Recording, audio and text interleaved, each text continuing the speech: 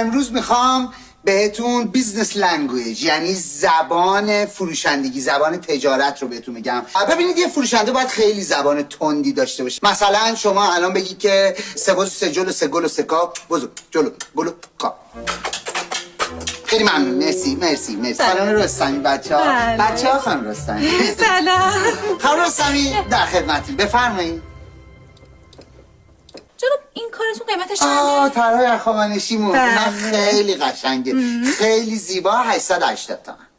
آها خب من میرم یه دوری میزنم بعدش برمیگردم باز خدمتتون. این جمله رو که شنیدید یعنی چی؟ یعنی اینکه این مشتری رو دیگه عمرن اگه ببینید. این جمله یعنی مشتری آفرین.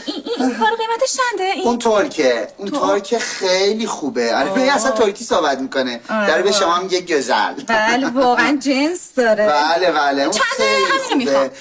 اون 1,200.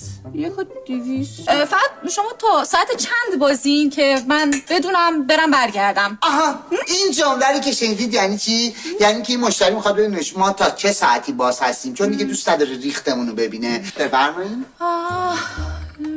آها این کار. جناب این کار چند؟ اون شلوار مثلثی. شلواره.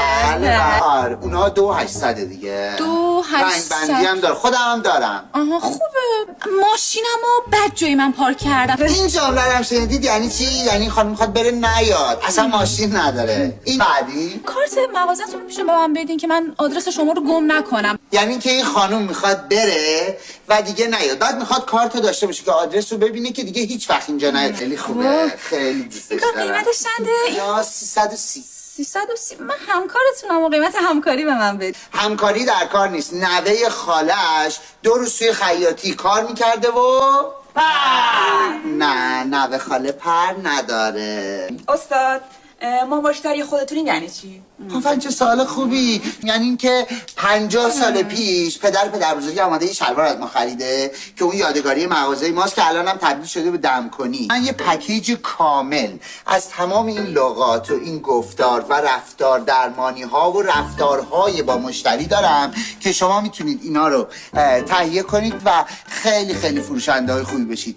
قیمت این پکیج کامل 14,999,000 تومنه که با 99% تخفیف شما توی همینجا میتونید 149,000 تومن الان بخرید. استاد تا کی بازی؟